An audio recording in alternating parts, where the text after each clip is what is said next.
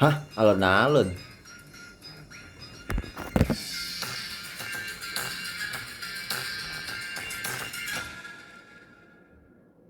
Halo semuanya, perkenalkan saya Hizkia Kristiandira Putra, seorang mahasiswa sarjana antropologi UGM dengan NIM 255566620 SA 23666. Nah, pada kesempatan kali ini saya akan membahas suatu tradisi yang mungkin nampaknya aneh di tengah budaya Jawa yang penuh dengan keharmonisan, yakni rampokan macan.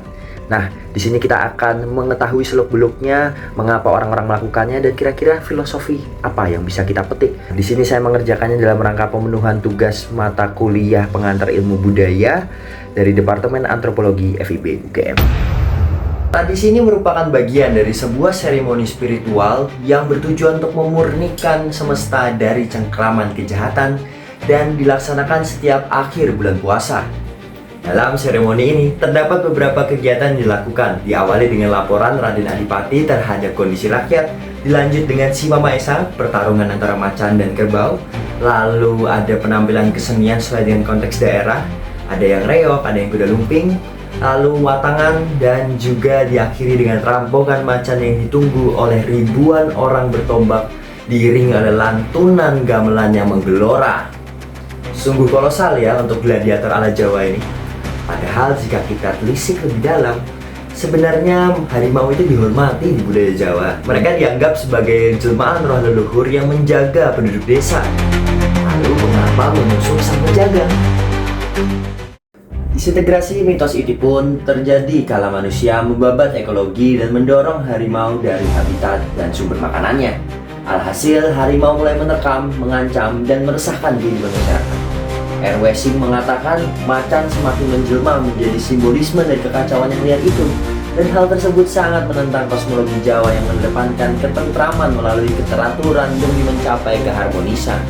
Seremoni ini pun lahir sebagai langkah pemurnian dari kekacauan itu dan merupakan suatu langkah konkret dari penguasa untuk memenuhi ekspektasi sosialnya sebagai seorang nefeksi dewa yang bisa membawa ketentraman. Pelaksanaan kala Idul Fitri pun tergolong strategis karena itulah hari pemurnian sosial secara lahir batin oleh seluruh masyarakat dan juga mengawali pergantian tahun Hijriah dengan meninggalkan kekacauan di tahun sebelumnya. Rakyat pun bisa bebas membalaskan dendam mereka kepada harimau-harimau pengacau itu. Beranjak ke hal lain, dalam rangkaian seremoni ini, Sima Maesa menjadi sebuah pertunjukan yang menjadi representasi konfrontasi kuasa kacau dengan keteraturan antara kerbau yang terdomestikasi dan harimau yang liar. Menariknya, kerbau sering menang, dan ini dijadikan pesan tersirat oleh rakyat bahwa kerbau akan selalu menang dari harimau. Menurut jurnal oleh Bunggar, jejak dari tradisi ini bisa kita lacak jauh pada tahun 1605 di Banten. Namun baru berkembang menjadi suatu rampokan macan yang kita kenal pada 1708. Nah, tradisi ini banyak bisa kita temui di Yogyakarta dan Solo pada awalnya karena menjadi suatu acara tahunan dan juga acara penyambutan bagi para tamu Eropa yang datang. Tahun demi tahun terlalui dan makna tradisi ini mulai dikerdilkan menjadi sebuah tontonan hiburan oleh waktu. Rangkaian watangan dan Sima Maesa pun hilang dan langsung menuju rampokan macan. Pelaksananya pun bergeser dari sentral kerajaan menuju kabupaten-kabupaten seperti Tumapel, Blitar, dan Kediri, di mana macan masih banyak ditemui.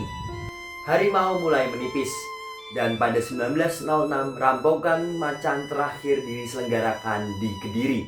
Tradisi ini pun menghilang karena akhirnya dilarang oleh Belanda pada 1910 melalui UU Perlindungan Mamalia dan Burung.